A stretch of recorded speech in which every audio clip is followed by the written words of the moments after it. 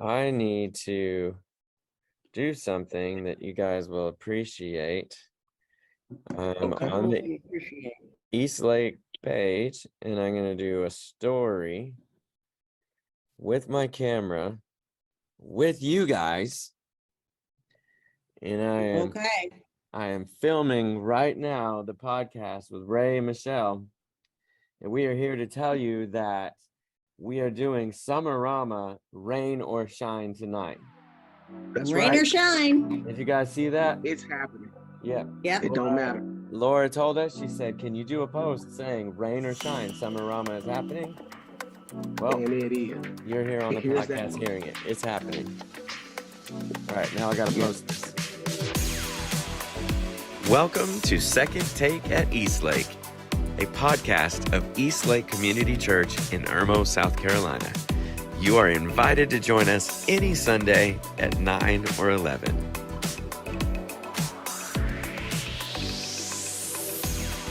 Okay. We're just multitasking, guys. Okay. Well, by the time we're I've done gotta with the get- podcast, it'll be too late. We need to get the word out right now. All right. And I just saw the text. Guys, And this is now what, Michelle is leaving. She's Well, leaving. I can't get the silly light to be right today.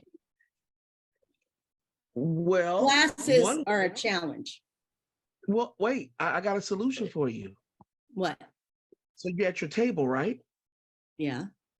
Take it and turn it so that you're facing the window. Well, I have the window on one side. so Right. you want a window on one side so you have lighting from one angle. It makes you look glowy. Well, Philip told me that good lighting is always more on one side. That's You true. remember telling me that, Philip? If you'll notice, Okay. if you'll notice, my noggin has more light on one side than the other. Yeah. That is the secret. That's how you frame a great camera shot. Okay. Except for I so- just sat down at my kitchen table and just so It happened. bright- that, the see, that window. brightens your face. Yeah, it just so brightens happens my that I'm next to a face. window. Okay, and it's Yeah, still more on one side than the other, which That's is good. what Philip You said want- is the correct yeah, you- thing to do. You want to be lopsided.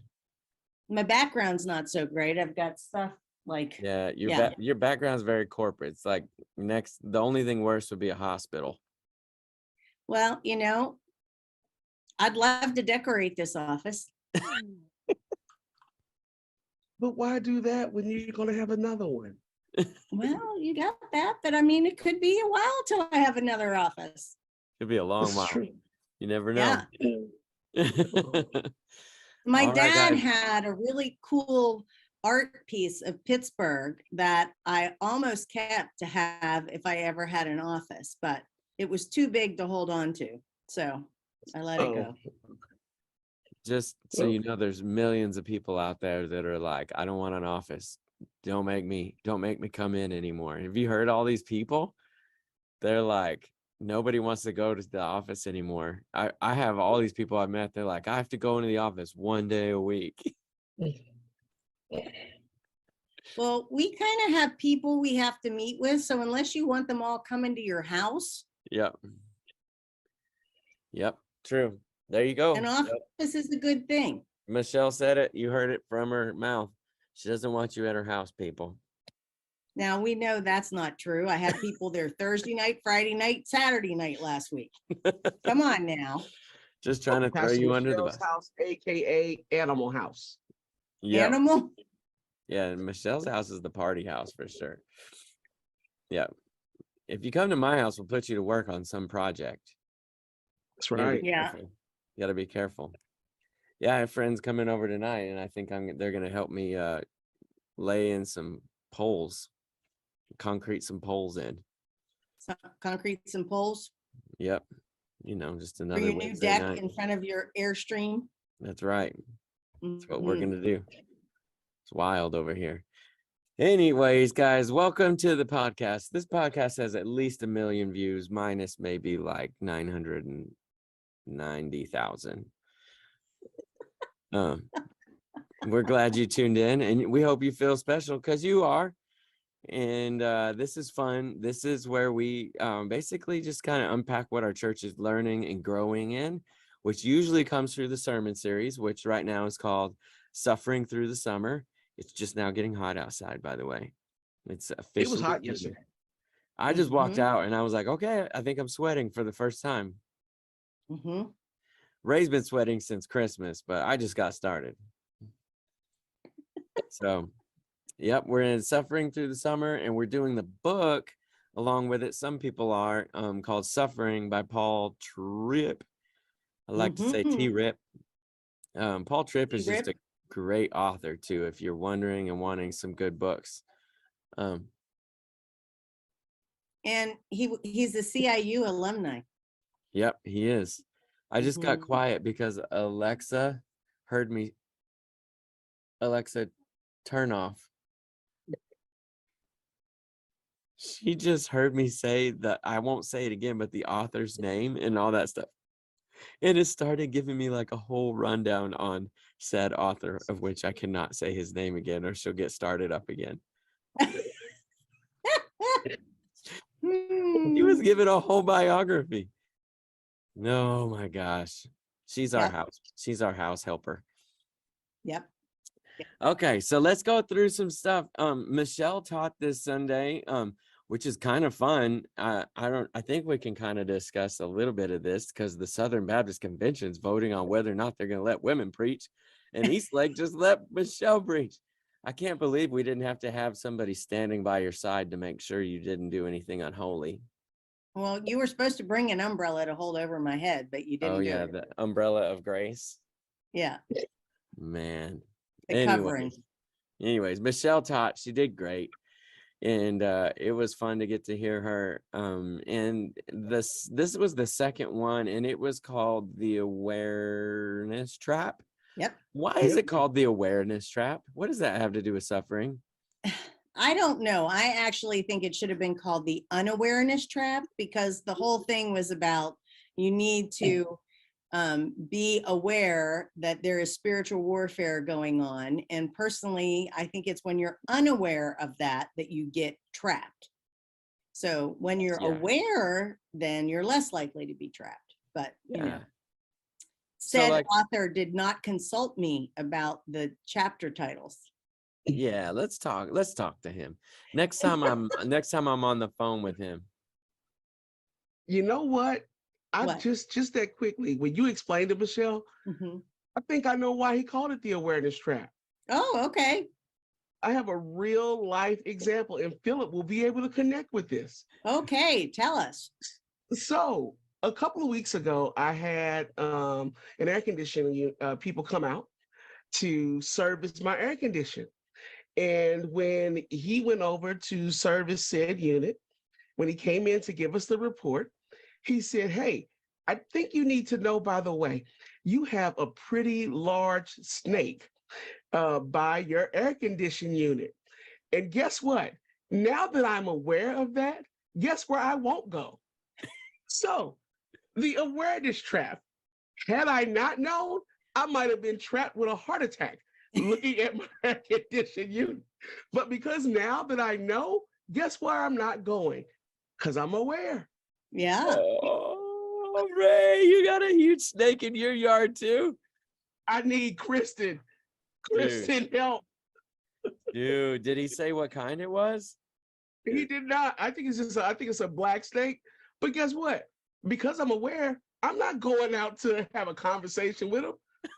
No. Eve had a conversation with a snake, and we still digging ourselves out of that hole. I'm not going out to try to console with an inconsolable creature. Okay. Yeah, man. That's funny. That's where my snake lives. He's about 8 to 10 feet long and he lives under one of the air conditioning units. Really? Yeah, and I know because I saw him the other day and I spied on him, and then he disappeared under the air conditioner. Just doot, doot, doot, doot. There he goes. I got a video of it. I didn't post it because just no need. But yeah, Ray, we got problems. You gonna go out there with some mothballs? I have a fresh supply of them and I really want to, but somebody shamed me about, putting them out there and scaring them away. I don't know what I'm gonna do. They said they're not biodegradable and it hurts the ecosystem, and the snake then has to run someplace else. And I'm like, okay, he's Okay. not in my yard. You could get that snake away, the granules. Does that work though? Well, it smells just like mothballs, Okay. but I think the jury's out on whether or not any of it works, because you can always find pictures posted of snakes laying on top of mothballs or on top of the snake away. That's not what happened when I learned about them slithering off of our roof. I put them mothballs out and them things went running. Well, slithering. Slithering, yeah, not running. Oh, I think Kristen, you need to get Kristen over there for snake removal services. Yeah, come and video it. Yeah, I'll put it on We'll have TikTok. a viral video. Our videos are like 700,000 likes or something like that right now of Kristen getting rid of that snake. It's crazy. We should put it out there again so that maybe you can hit 1 million, Yeah, that's what we'll do. Man, that's crazy. All right, so the awareness trap, back to the sermon, is really this awareness of what's going on. So when you come against suffering, which is what we're talking about, when you come against suffering, the awareness of where it comes from, that there are forces at B that are causing these things in your life, and and awareness will help keep you from being shocked. Is that safe to say, Michelle? Yeah. And more on the defense. And we can never stop suffering. It is a part of this life, but you can learn how to handle it well. You can learn how to suffer well. So that's kind of the goal. So one of the things that we ask just the other day, actually, that I thought this would be good for our listeners and for us to discuss is, what are we doing with this message? So Michelle preached, she brought the heat, she came down, all of you decided you were going to quit whatever habits you had. Everybody's getting baptized for the 10th time after she finished her sermon. But no, in real talk, what are we doing with the sermon? So how do you guys take Sunday and walk with it Monday, Tuesday, Wednesday, Thursday, Friday, Saturday? How does that play out in your life? I personally think that I used to think that when I was not suffering, when everything was going well, when everyone was happy, that was like normal life. And then I would get upset when things went wrong and when there was suffering. And so not only was I suffering, but then I was upset that I was suffering. So that compounds the problem. So to just get into reality that, what, life is going to be full of suffering, little bits to great big bits. I mean, like this week, I was supposed to have dirt put in my gardens on Monday. It didn't happen. I thought they weren't coming this week. And then last night I got a call, oh, they're coming tomorrow. I mean, it's just inconvenient, all those kinds of things. That's a little bit of a problem to great big things. And if we just can learn to understand that it's part of life, then at least we don't have to be upset about it. I love that, Michelle. So you just kind of have an awareness of it throughout the week, and it helps you to adapt and recognize it when you see it. That's awesome. Yep. Ray, what do you do with the sermon? Do you listen to the sermons? Of course I listen to the sermon. When she's preaching, I was running the online church. I know. I only say that because nobody takes notes like Ray. If there was an award for listening to a sermon, Ray would have it. I mean, that guy is typing everything, typing notes. If I was a teacher, I would want Ray in my class. I don't know that I want me, but I would definitely want Ray. Well, okay, Philip. So 2 things about the message. Michelle did a masterful job telling the story of Job, which I would like to add. I don't believe Job was aware that what he was going through had this huge spiritual moment that was going on within it. He didn't know about Satan and God having a conversation. And so, now that we realize that there are forces at play, they may not always be the causes of the suffering. So we don't want to hyper spiritualize it and say that everything is because Satan is on us. But we do need to consider for a moment, whatever it is that we're encountering, that God has a desire in it, and so does our adversary has a desire in it. Our adversary wants us to move away from God. And so therefore, that should give all of us, when we are suffering, and this is what I got from it, we need to consider for a moment what is at play and what's at stake. We have children and we see children around, and they sometimes have what we call a fit, where they're not getting their way. And so as adults, we don't see people falling out in Walmart and kicking and screaming because they can't get what they want. And if we did, we would want some guys dressed in all white to come and take them away and put them in a nice padded room. But because we can't do that, we have to ask ourselves, what's at stake? What's at stake when the person cuts you off in traffic, when you want to lay into the horn, or even worse? What's at stake? What is the kingdom of darkness calling you to do? And what is God trying to minister to you in the moment to do? Yeah. And so for me, she said it, I have to guard my heart. And what helps me guard my heart is what I'm putting into my head way before the moment even comes. Because I've witnessed firsthand. I was sitting at work with my headphones on, listening to some trap music. And then when my boss called me into the office to tell me or to give me my performance review because of the trap music that I was just listening to, and the review wasn't as good as I would have liked it to be, guess what I'm thinking about? My boss. Not good things. Yeah. Because I've just deposited a whole lot of other things in my head that was like, I'm gonna get her. And it's like, no, you're not. Yeah. So guarding my heart. That's good, man. Yeah, I think I'm just trying to be on the awareness theme, just aware of things going on, and when I'm making decisions, okay, how could Satan try to use this? How could God honor this? And just kind of having an awareness. And for instance, let's say I'm at a dinner with somebody sitting there. Satan can use that dinner, to manipulate. Like it can end up being a negative thing, or it can end up being a positive thing that's honoring God. And so like let's take dinner out of it, just a conversation. You find yourself in a conversation with somebody. How can Satan guide that conversation versus how can God guide that conversation? Work day, commute. I gotta say though, I gotta throw some props out. I won't use their name just in case, but even though it's a positive thing, I saw somebody from our church this morning get honked at, like a full on, like somebody laid into him and honked at him. And I was like, ooh. And then they were coming through the coffee drive-through, and I was like, how are they going to handle this? And I was thinking, I'm going to help them calm down. Like, it's all right. And then Kristen, right before they came up, she goes, just don't even bring it up. Maybe they've moved on. And I didn't bring it up, and the person had just moved on, and like life was good. And I was like, good for you guys, shock absorber. So, and I think the person honking wasn't even in the right. I don't understand what the problem was, but anyways, it's just kind of funny.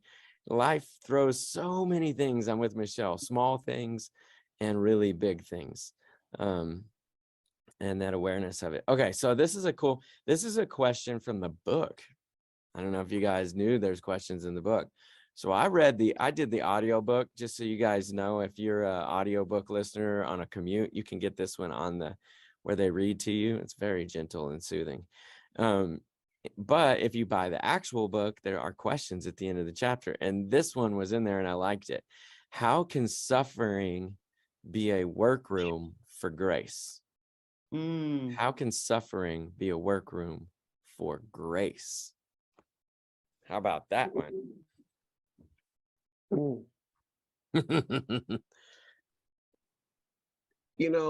Suffering always presents those going through it with options.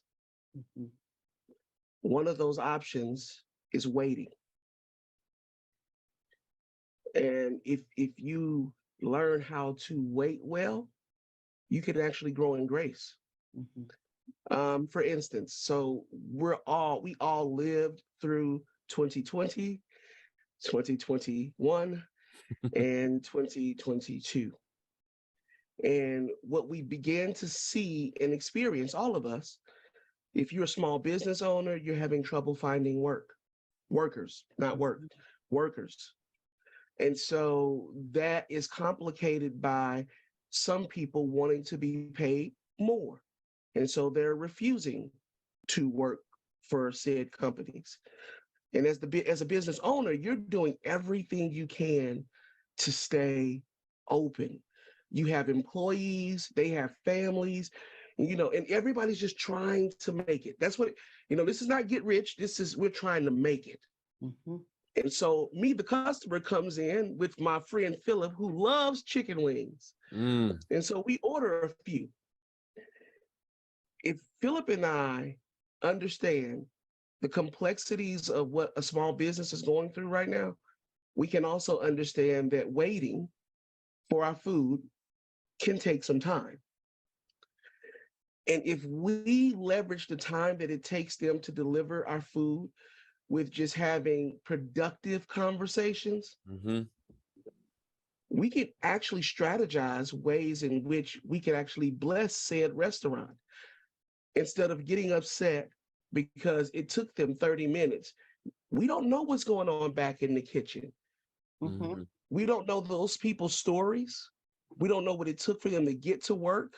Mhm. We don't know if it's the owner actually back there working. So Mhm. rather than write your bad review or rag on the server, ask the question when they come to give you your drinks. Is there anything that I can be in prayer about for you guys today? Mm. Yeah. That's growing in grace. Mhm. Because if they tell you we're working short staff, there it is. Mm-hmm. Mhm. You have lots to pray about, and even to pray about yourself in your attitude about having to wait. Yeah. So repeat the question again, Philip. How can suffering be a workroom for grace? Like Okay. how can suffering basically bring about grace? I was thinking of something, but I wanted to hear the exact way you worded that. I think that's Yeah. true. What Ray was talking about, how we respond in a situation. I think a different way it can grow grace is that sometimes we don't understand another person's perspective because we haven't walked through what they have. And so one of the things that happened in one of the people that I talked to this past week that told me a story, they were talking about a person who wrote a book on grief, not suffering, on grief. And that this person had counseled lots of people and had counseled lots of people who had lost children. And the guy that authored the book then lost his son. And he, as a counselor, went back and revisited with all those families, not because he had done them wrong, because he was supportive and loving and kind, but because he said he had come into a new awareness or understanding of how bad that pain was. And he just wanted to revisit them and offer them some grace and encouragement, because now, even though he cared about their grief, even though he was a counselor with lots of empathy and wanted to help them, his experience that was similar to theirs caused him to have a whole new level of understanding, which then allowed him to provide grace differently. Mm-hmm. That's good. I like that. Yeah, one of the things that's been interesting the older I get is that people frustrate me a lot. No, no, say it isn't so. Michelle, I don't want to be a cranky old man. I don't want to be one. I don't want to be one. I don't want to be one at all. But it's interesting, the older you get, the more like people's actions really will frustrate you, because you're like, you're kind of like, what?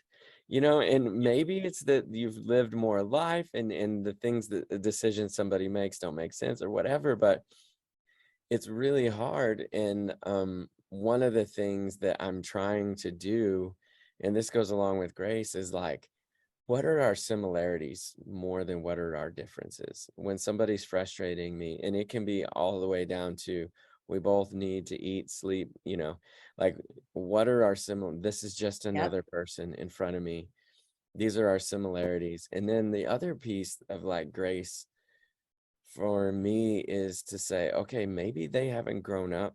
I mean, I've been really blessed to have a lot of healthy experiences in my life. I mean, not all have been healthy, but the healthy experiences have really taught me a lot of things. And maybe this person hasn't, had healthy upbringing, or had parents around, or had strong mentors, or, and so they're frustrating me. But maybe they've lived a life of suffering that's different, and where they suffer is not where I suffer. Mm-hmm. And so trying to just see people where they're at, I'm working on that. And then to try to meet people in their suffering, not that I have to take on their suffering, but to meet them there and see them in that suffering. Yeah. That's helping me as far as grace goes. Now, for me, with the suffering that I have, I don't know, man. I just don't ever feel worthy to even say I suffer. And maybe that's maybe that's another depth of problems, but like, I don't let myself see my life as suffering, even though I'm sure I do. Um, I don't give time to it, but yeah, I don't know, that I just thought that was a good question. That was different. Mm-hmm. You know what else is funny is sometimes the people that are difficult to me, they're just like me. That tends to be true of us. It's the worst. Yeah, it is. Like, you look at your kids and you Yeah. realize that thing they're doing that you just want to kill them for, and you go, oh, that is exactly me. That's Yeah. exactly what I was just thinking. That's what I Yeah. was just thinking. Yeah, that kid's being me. Yeah. Uh-huh. Oh boy. Oh yeah, Mandy will leave the house sometimes and she's in her whole teenage like gothic like combat boots, and like I'm like, Mandy, you're the sweetest little angel on earth. What are you doing? You look like are you like in a metal band? And then I was like, that's the way I looked when I was her age. Yep. What am I gonna do? Somebody, we're calling in help. We're gonna call in an army to raise my kids for me. It's funny though. I mean, so yeah, suffering, grace, man, there's always, always, always room for grace. As soon as you find yourself on your edge, just ask yourself, is there room for grace in this situation? And you'll probably be like, well, poop. There's a lot of grace needed here. And I'm gonna give it, and then you'll usually feel better because you did. Yep. My dog is killing me. Your dog. You have grace for my dogs too. Here's another good question I love from the book. We still have time. So talking about suffering, this was a question from the book. What are the implications of a suffering savior? Like, what does that mean that we had a savior who suffered as well? I don't want to describe it anymore because I want to let you guys take it and run with it the way you read that. But what are the implications of a suffering savior? Ladies first. Okay. Oh, on voting day. A suffering savior is somebody that can relate to me in my suffering. And sometimes as a woman, that has been harder, especially in my younger years, because Jesus is a man and I'm a woman. But as I've grown, I realize how much of our suffering is just the same across gender barriers. And Jesus suffered as a son in friendships. He suffered physically and emotionally. I mean, so all the different ways, and he can understand my pain. Yeah. I say the implications are really no excuses. Mm, Whatever pain we might be going through, um, we can't say that we can't go to Jesus, that he doesn't get it. He does. Mm-hmm. Even though he's never born a child, remember, he is God. mhm, And so God has lost far many children than Job ever could have imagined. mhm, Yeah. When you consider the amount of pain that he endures every day as he watches us doubt what he says about us, mhm, attempt to change things about us that he says, no, you're fine. mhm. Listening to other people and not him. I mean, even as a parent, you want to know what grieves me is when my kids are in pain that they don't have to be in. Mm, mhm. Yeah. And so if God is the creator of all, and okay, so for an African American, we talk about these things called microaggressions, which are like these supposed to be like little cuts. Can you imagine God having 7 billion micro cuts that Mm-hmm. we cause? And yet he still loves us and is faithful to us. Mm-hmm. Yeah, the implications are that we have no reason why we cannot go to Jesus with whatever it is that we're going through. Mhm. Mm-hmm. Yeah, and 7 billion times every generation too, all the sin of the world. Yeah. I think for me, just because I grew up in the nobody meant to do this, but it was kind of spoken as if when you start to follow Jesus, your suffering goes away. Like, I don't think the people who taught me growing up meant to come across like that, because they knew suffering Yeah. was a part of life. But we were very much on a bandwagon to win people to Jesus. And so that was a great way to do it. So, not trying to knock everybody, but I grew up receiving, at least that's the way I interpreted the information that was presented. And whenever I look at Jesus, I think, even he didn't escape suffering. I Mm-mm. mean, everybody, and I think that it even breaks God's heart. I don't really understand how it would all work, but I think that God in heaven is broken over the sin of the world, or he wouldn't have sent his son. So there's got to be Right. some suffering in some way theologically. I don't know how that works out. Don't ask me. Could be way off, but I at least ask the question of, like, there has to be a little bit of pain on God's heart for what Mhm. goes on in the world. Yeah. Um, Yep. so yeah, I think the implications are crazy. I think that it's all over the place. So and once again, like, to circle it all back, it goes back to the awareness that it exists. It will always exist, and it's a part of life. Mhm. So, what, you gonna say something, Michelle? You kind of had to look like, Well, yeah, just listening to you talk, I think that sometimes when we talk about the peace that comes from Christ and that God has a better plan for your life, like all those things are true, but it does give the impression like, okay, I'm going to become a believer and it's going to fix all these things. mm-hmm, And while it does fix some things, it doesn't make life easy. And I think that's part of the importance of us being willing to talk about this, is because if we don't talk about how suffering is part of our everyday life, then sometimes people who come to Christ, they feel really disappointed and like they've been sold a bill of goods, because they think, oh, Jesus has a good plan for my life and he's going to heal my sins and my hurts, and then everything's going to be perfect. And that's not true. So this series brings a counterbalance into that discussion. mm-hmm, Yeah. I like how you started the message with Job And so everybody listening in, because it's true, Michelle has that radio soothing, Oh yeah. motherly voice that you could just get some covers and let her have a book and let her read to you. But she started off with telling the story of Job. And here's Job, a man just like the rest of humanity that endured intense loss. So if you would, here's Job, the standard. This is how we all should endure through suffering. And then she sandwiched it at the end with the Chosen clip, where here you have two men, disciples of Christ, who are wrestling with their own suffering, their pain and disappointment.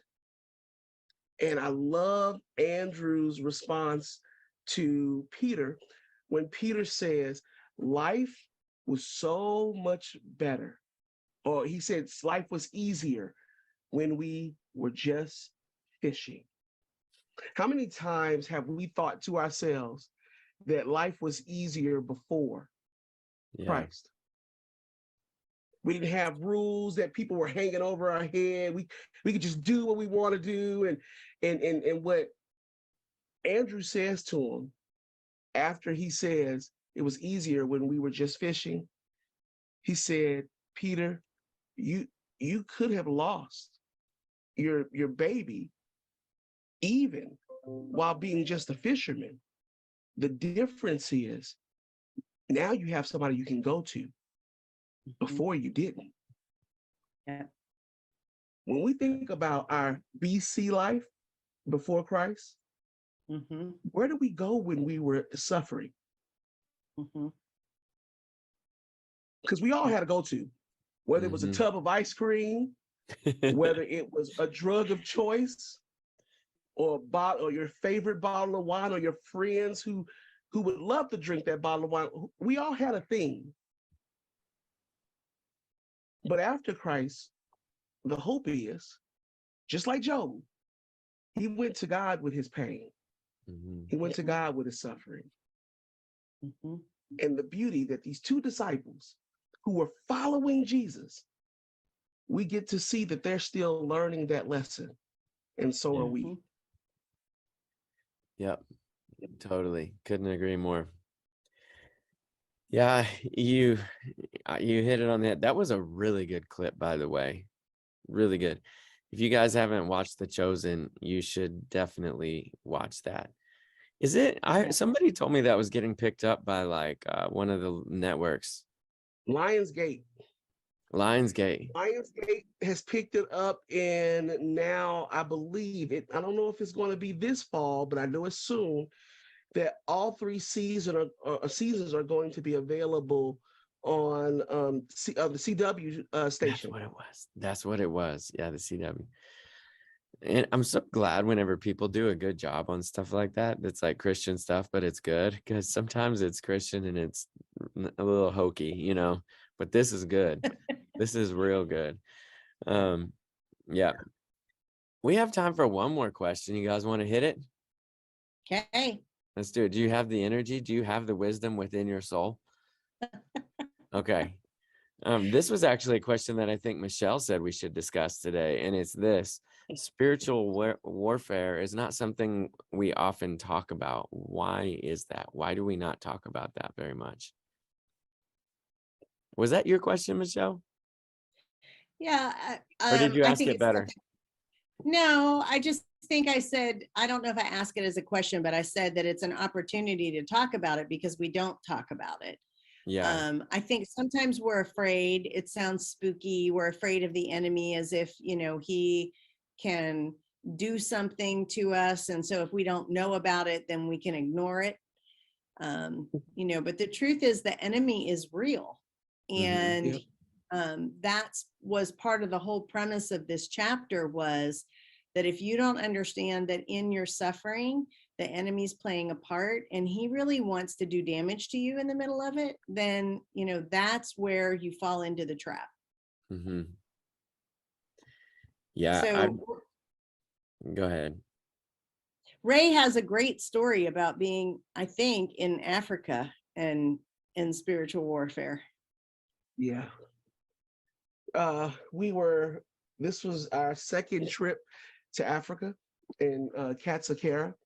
And we get to the top of the mountain where most of these people live. And one of the villagers comes to me in Malawi, in Katsakara. The language is Chichewa. It's their mother tongue. It's not a national language, but the indigenous people there speak it. And they call a pastor a busa. So Bussa. And so they came to me and Busare.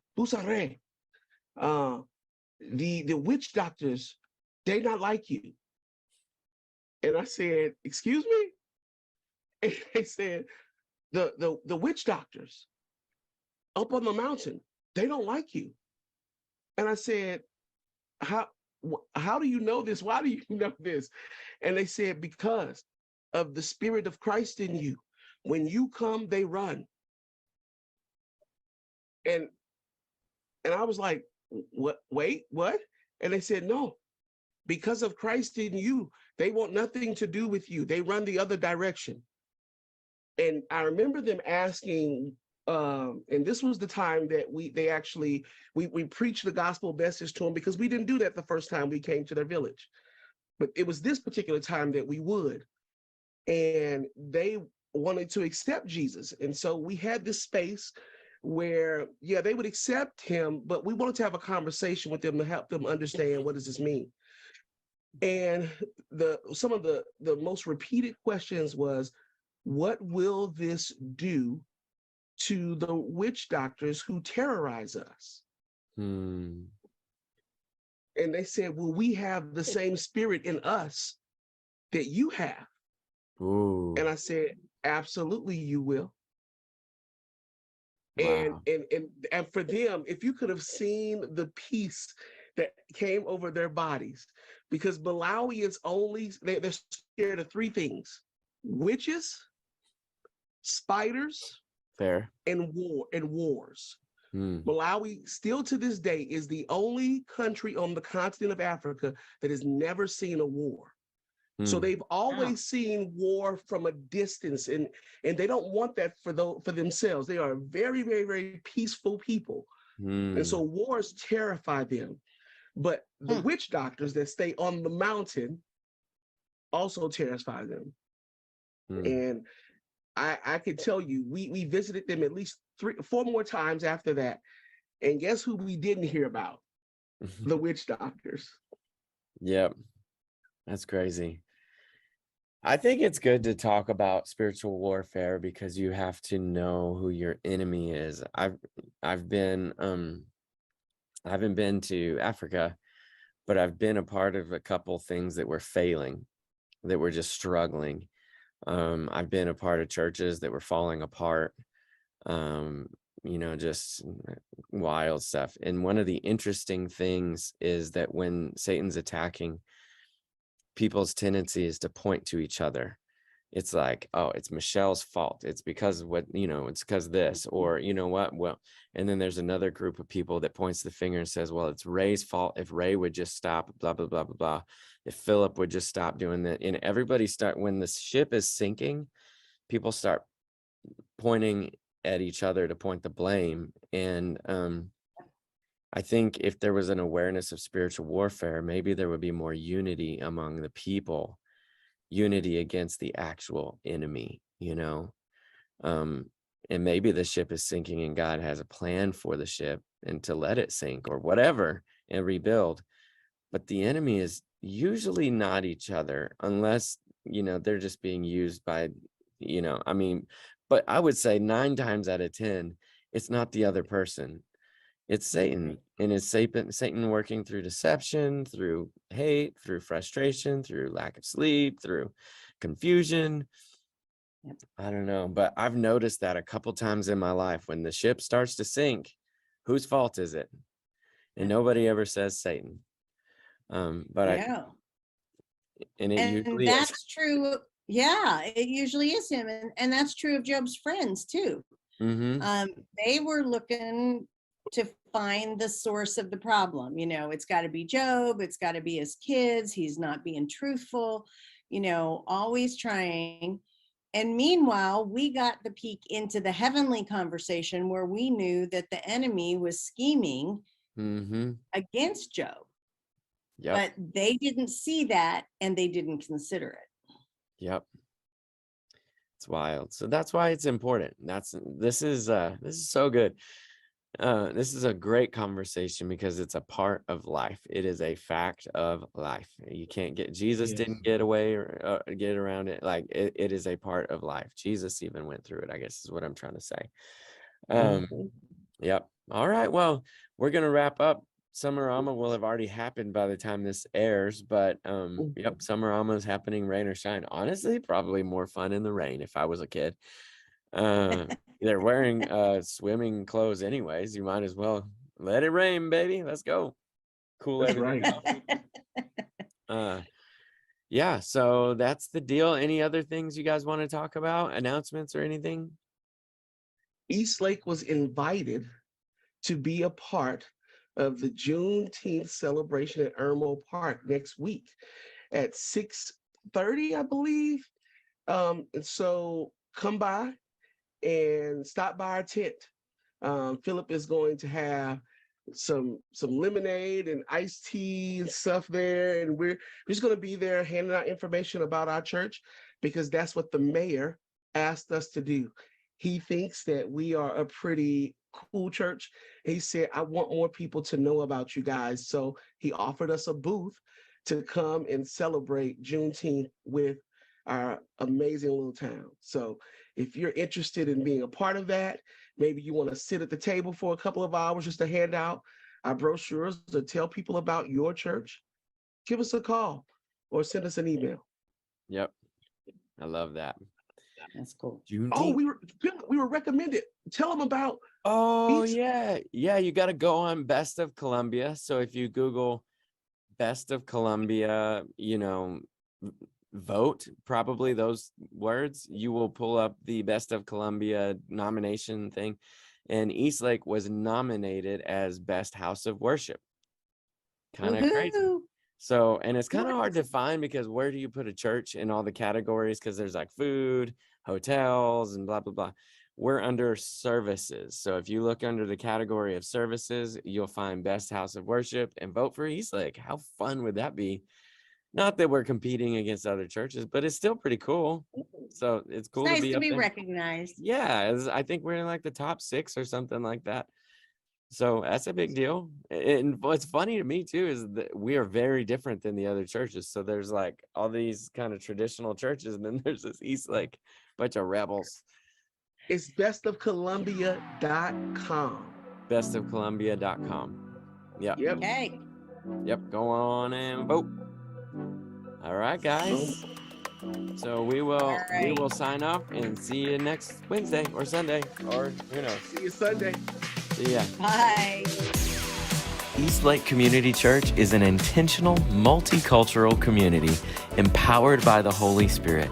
We passionately pursue a loving relationship with God and everyone Jesus was sent to die for, here, near, and far.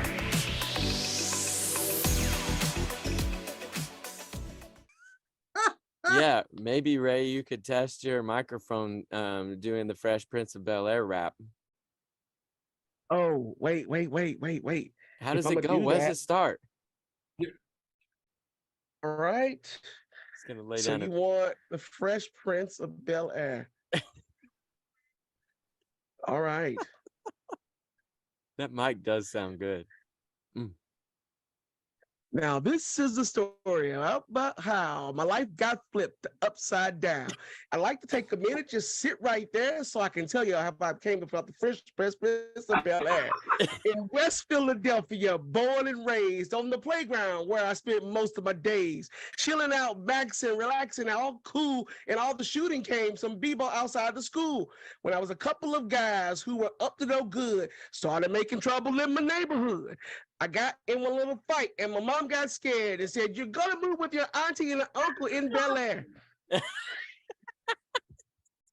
I begged and I pleaded with her one day, but she packed up my suitcase and sent me on my way. She gave me a kiss and then gave me a ticket. I put my Walkman on and I said I might as well kick it. Oh, he's not doing he's not doing the theme song. He's doing the solo, the release, the single release. Oh yeah, Ray just went to another level.